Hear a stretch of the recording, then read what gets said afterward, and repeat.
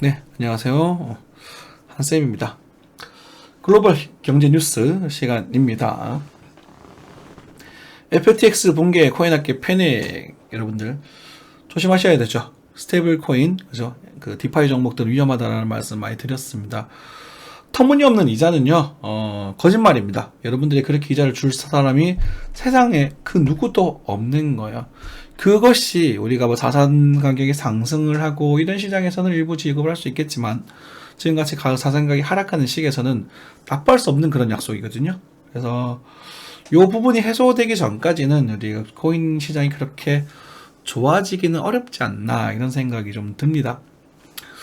글로벌 금융은 이제 좀 하락이 멈춰가고 약세를 하는 그런 흐름을 따라가겠고 비트코인도 어느 정도 그걸 따라가겠지만 어쨌든 이제 가지고 있는 개별적인 악재들이 좀 해소가 돼야 될 필요가 있고요. 그리고 뭐 이런 부분에 있어서 우리가 뭐 다른 거래소 다른 대형 거래소들 바이낸스도 그렇고 우리는 안전하다 막 이런 얘기를 하고 있지만 사실은 뭐라고 할까요? 좀 조심하라라고 말을 하고 있겠죠. 그쵸? 네. 뭐 바이낸스 거래소는 명령제가 명확한 문제의 징후라면 멀리하라라고 경고를 했다. 이건 뭐 저는 뭐 예전부터 말씀드렸습니다. 거래소 믿지 말라고. 그나마 믿을 만한 거래소 업비트라는 거죠. 다만 우리나라 거래소는요, 업비트와 그리고 뭐 비싼 같은 경우는 이렇게 좀 유의가 좀 되어 있다는 그런 상황입니다. 비트나 이 뷰썸은 사실 수수료 거래만 하잖아요. 그렇다 보니까 손실이 나지 않아요. 하지만 마진을 쓰는 그런 거래소들은 마진을 그 담보로 해서 또 그런 자체 발행 거래소 코인을 내 가지고 걔들도 돈을 빌리면서 이렇게 문제가 되는 부분이거든요. 그래서 거래소가 망하냐 안 망하냐의 문제를 놓고 보면 순수한 수수료 거래만 하는 거래소들은 거래소가 망하지 않을 겁니다. 하지만 마진을 쓰는 거래소들은 좀 불안하죠. 왜냐면 거기서 자체 코인을 발행했었던 그 코인들은. 그래서 바이빗도 사실은 마진 거래소 중에서는 안전하다고는 평가를 받고 있지만 좀 걱정이 좀 갸우뚱하는 정도 수준이 있습니다. 그래서 바이빗은 괜찮을 거라고 생각은 하지만 또 혹시 모르니까 여러분들은 또 안전한 상태로 좀 세팅을 해두시는 게 좋지 않을까 싶습니다. 바이빗 돈 많이 넣어두지 마시고요. 그리고 돈은 USDC로 바꿔두시는 게 좋지 않을까 싶습니다. 넘어가겠습니다. 네. 신규 주택담보대출 70% 이상이 고정금리다. 바보죠? 그죠? 지금 대출을 받으시는 분들은 변동금리로 받으십시오. 앞으로 금리가 한국 금리가 조금 더 오를 여지는 있습니다. 근데 그게 1년 이내로 떨어지기 시작할 거예요. 말씀드릴게요. 1년 이내로 그 금리는 떨어지기 시작할 겁니다. 여러분들 뭐 지금 상황이 무슨 소리냐라고 그런 욕하시는 분들도 계실 겁니다. 하지만 1년 이내로 금리는 떨어질 것입니다. 단호하게 말씀드릴게요. 작년에 금리가 오를 거라고 아직 잠재된 악재가 있다고 그렇게 말했던 사람입니다. 작년에 뭐 변동금리로 받으라고 변동금리가 싸다고 했던 새끼들이 지금 이 지랄을 하고 있는 거예요. 얘는 바보들이거든요. 원숭이들이에요. 변동금리로 받으세요. 저축을 고정금리로 하십시오. 저축 고정금리는요. 올 연말 정도, 내년 1월 정도 가장 정점일 겁니다. 왜냐면 기준금리를 올리고 나서 은행에 적용되는 시기는 조금 더 걸리거든요. 그래서 여러분들 지금 빌리시는 건 꼭 대출금리로, 아마 대출도 잘 안 나올 거예요. 그죠? 변동금리로 빌리시고 저축은 고정금리로 하시기 바라겠습니다. 요거는 그냥 그렇게 말하고 넘어갈게요.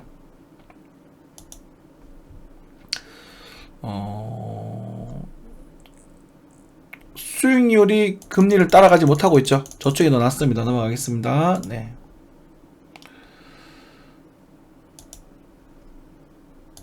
네, 이거는 뭐 크게 볼 필요 없는 것 같고요. 자,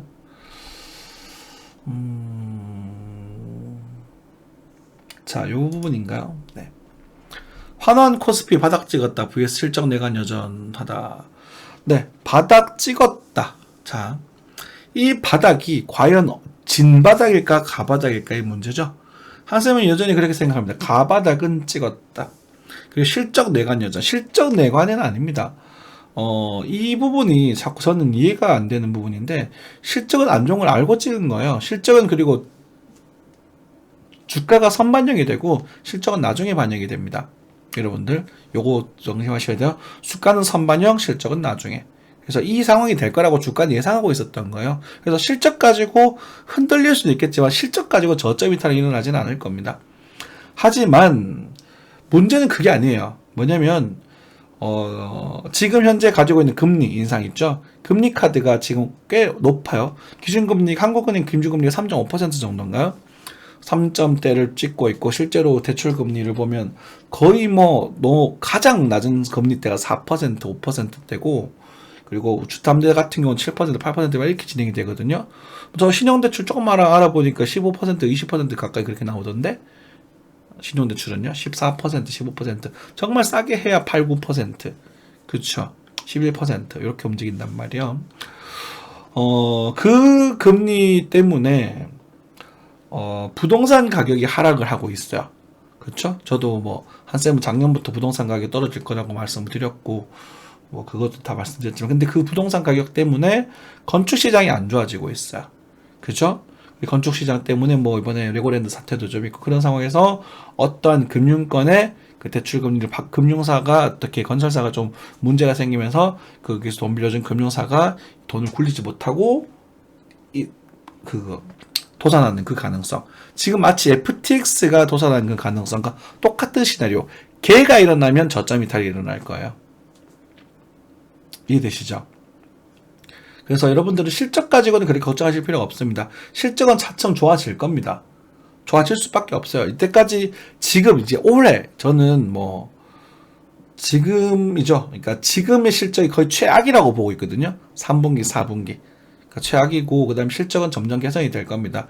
중국 시장 문제가 생기지만 개선될 수밖에 없고 지금 월드컵 이제 시작이 됐죠. 그리고 중국 시장 내년에 또 아시안 게임도 나오게 될 거고 중국과의 관계가 좀 냉랭하긴 하지만 우리 윤석열 대통령께서 좀 이렇게 또 해결책을 방해해 주셨으면 좋겠는데 냉랭하긴 하지만 이제 다시 기항기 항공기도 왔다 갔다 하고 환율도 전반적으로 이제 안정화가 되면서 한국 경기는 이제 조금씩 나아질 겁니다.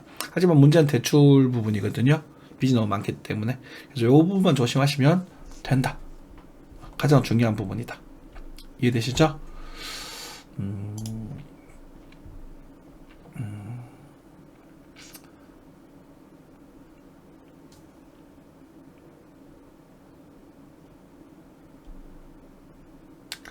자, 그저께 뉴스가 또 좀 있습니다. 그쵸?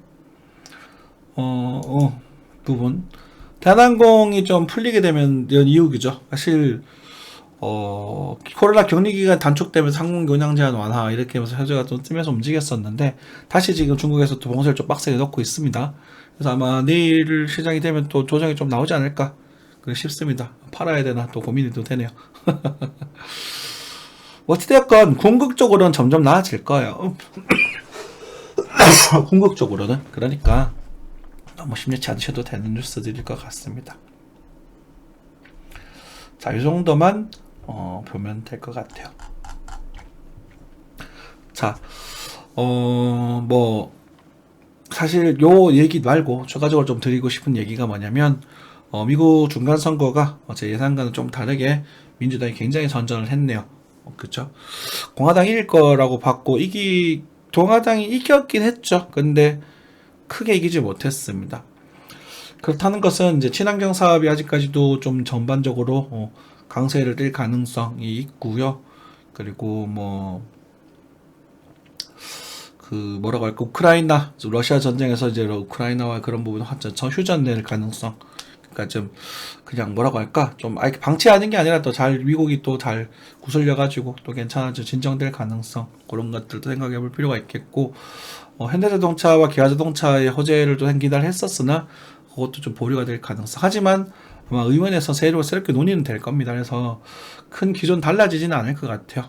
그래서 너무 우리가 좀 기대했던 그 부분들이 조금 실망으로 와서 오늘이죠. 주식시장은 좀 잠시 그냥 주춤하는 모습이 보여지지 않을까 싶습니다.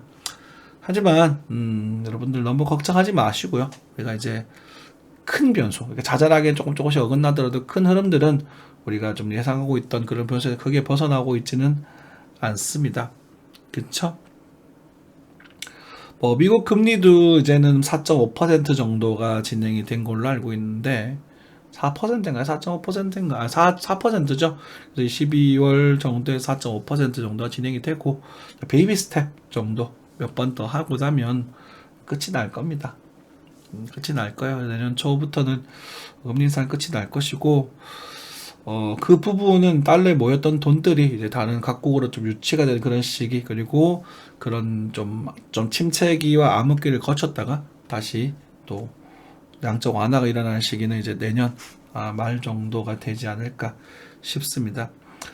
기회를 잘 잡으시려면 이거 잘 대비를 하고 있으셔야겠죠. 그죠? 그래서